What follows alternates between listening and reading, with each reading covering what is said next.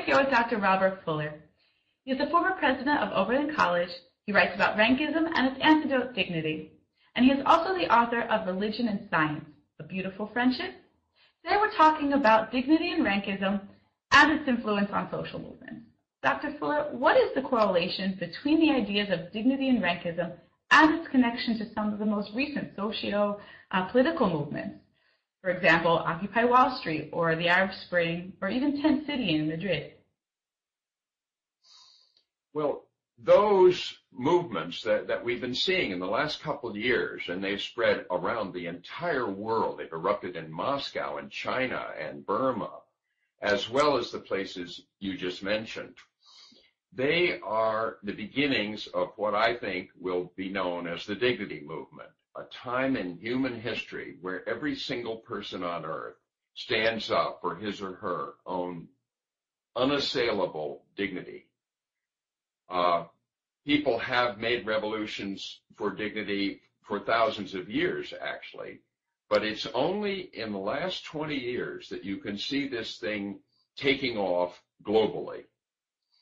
And if we can get through this transition from a predatory world to a dignitarian world, I think we will enter a brand new epoch in human history of sufficiency and harmony and peace. This is not to say there won't be great challenging issues that human beings will have to face, but they need not face war with each other and need not practice, as we have in the past, always trying to hold ourselves superior to everyone else. But this leads me to my next question. Now that our resources are more abundant than in ancient times, i.e. when it was predatory, why do we still use these same types of tactics in a more civilized world? You're right. There is more abundance now. Just in my lifetime, billions of people have come out of abject poverty and actual famine. So we are getting more stuff, to put it simply, but we don't have enough stuff yet. We still have over 1 billion people living on less than $2 a day and living in relative poverty.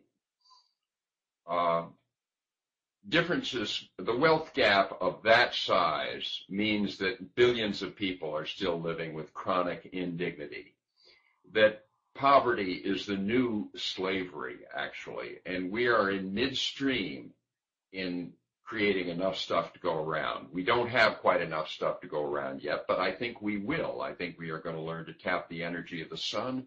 I think this is what science has to offer. It's already done a lot to eliminate famine and hunger, and it will keep going, and eventually there will be enough stuff to go around, and at that point it's going to become a question of, do we fight to always have more than the next guy, or do we say, okay, we all have enough and it's better not to fight? I think we're going to choose the latter course and stop preying on each other, particularly because predation actually creates more enemies than it's worth. And we're getting to that point where we know about it now. We know about all the different forms of predation, corruption, and priest abuse, and humiliation of other countries and other groups within other countries. All that's become public knowledge. It doesn't feel good. It doesn't look good. It's embarrassing. It's easier to stop doing it. So, yes, I think the dignity movement has found its feet.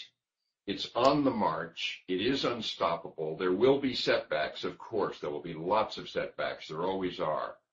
But the 21st century could very well see the world usher in a dignitarian planet. Well, say that we don't stop. What is the result of denying people their dignity, both past, present, or actually even future?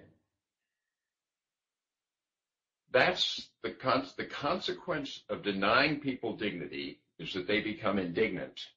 They don't always express it. In fact, they usually don't dare express it because the people who have indignified them have more power than they do. That's exactly the source of rankism, that some people have more power than others and they choose to exploit that power difference. Other people who have more power than their subordinates do not choose to exploit the difference. They treat their subordinates with dignity. They may not pay them the same as they pay the most important people in the company or the hospital, but in other respects, they do treat them with equal dignity. So I think once we learn to make the distinction between rank and abuse of rank and realize that some people do not abuse their rank, every country has in it some hero, some leaderly figure who is revered in that country, and invariably that person is not a tyrant. That person didn't abuse his or her rank. That person is known for the dignitarian manner in which they treated everyone else. In America, that person is George Washington, for example, who was offered the crown and declined it and said, no, I don't outrank anybody in this country. I'm just serving as president for 8 years, but after that, I'll be a gentleman farmer. And I have to obey the laws just like everyone else in the country. George Washington is revered because he didn't confuse rank with abuse of rank. He didn't think that high rank gave him the right to abuse his subordinates. That's what is going to spread through the world, not because it's nicer, but because it's more efficient and more effective and more productive and more creative. But what is the difference between rankism and bullying? Well, bullying is one example of rankism. Bullying is the kind of rankism most of us encounter first in life, on the playground, in school, or playing in the neighborhood. Someone decides they're stronger and they can beat up other people. That actually is what human beings have been doing for 200,000 years, and before that our hominid ancestors were doing it. You might think, therefore, it will never stop. But I say no, it will stop. Right now there's an extremely powerful anti-bullying movement going on across America, and all the schools have chapters. And bullying is becoming uncool. Just the opposite of what it was when I was a kid. It was cool. Bullies were kind of looked up to. Not anymore. Now they're hauled into the principal's office and they're talked to and they're asked, do they feel ashamed? And their concerns are taken into account. And we're in a very healing process towards actually making bullying uncool. There are many other forms of bullying that are subtler. It's actually a form of bullying if the president of a company demands sexual favors from a secretary on the pain of firing her if she doesn't give him what he wants. That's a form of bullying. There's bullying in the form of one nation bullying another with tariffs or other behavior. There has been bullying in the form of racism. What is racism but whites bullying blacks? At least that's the form it took in the U.S. when I was a boy. That form of bullying has become exceedingly uncool. You want to try that form of bullying, you'll lose your job in 5 minutes. Same with homophobia. When I grew up, bullying gays was standard, humiliating them. Now it is completely uncool, and if you try it in California, you'll be on the defensive and out of a job in no time. So I see progress against all forms of bullying, and I call them rankism to make it clear that there are other forms of abuse of rank than simply punching someone in the face, or in the case of girl bullying, sneering at people and making them feel that they're not part of the group. Absolutely. This has been Dr. Robert Fuller with Askimo TV.